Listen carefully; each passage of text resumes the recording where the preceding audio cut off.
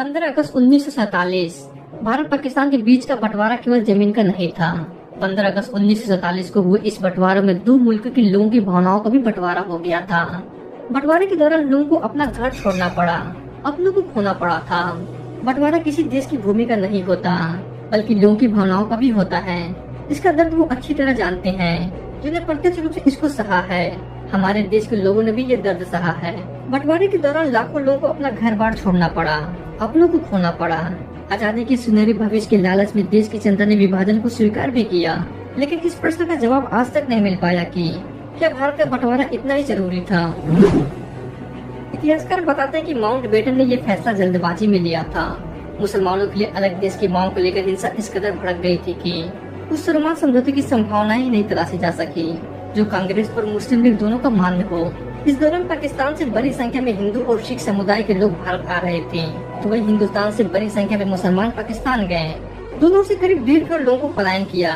इनमें वो लोग भी थे जो पैदल से इस तरफ से उस तरफ और उस ओर से इस ओर आ जा रहे थे। दोनों ओर करीब 83,000 महिलाएं, युवतियां, बच्चों के साथ दुष्कर्म की घटनाएं भी हुई, तो कई अन्य को अगवा कर लिया गया। हर तरफ हिंसा, खून खराब और भय के माहौल ने किसी को अनाथ तो किसी को बेघर कर दिया था। इतिहास में खून और आंसुओं से लिखा बंटवारे का दिन 15 अगस्त की खुशियां पर भी धूल की परत बनकर छा गया था। ये वही दिन था जब आजादी के लिए सालों से आंदोलन कर रहे स्वतंत्रता सेनानियों को भी बेबसी महसूस हो रही थी। वो सोच नहीं पा रहे थे कि क्या ये वही हिंदुस्तान है जिसका सपना उन्होंने आजादी के पहले देखा था। ये वो दौर था जब एक तरफ लोग आजादी के जश्न की तैयारियां कर रहे थे, तो दूसरी ओर देश की स्वतंत्रता के लिए लंबी लड़ाई लड़ने वाले गांधी दंगा शांत कराने में जुटे थे। ट्रेनों में जान बचाकर भागते लोगों का काफिला थमने का नाम नहीं ले रहा था।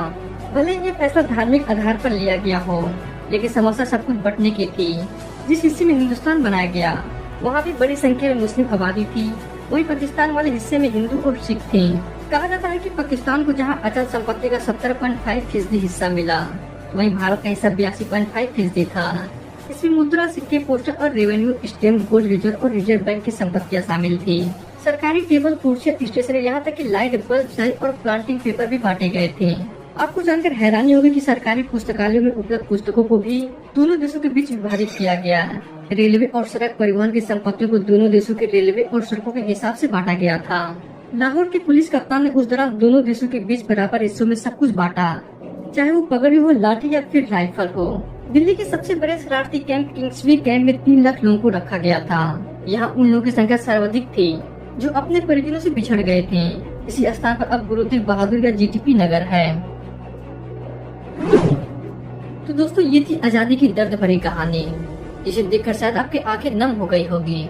दोस्तों, अगर आप लोगों को ये वीडियो पसंद आया हो तो वीडियो को लाइक करके और कमेंट में जय हिंद लिखकर हमें जरूर बताइएगा।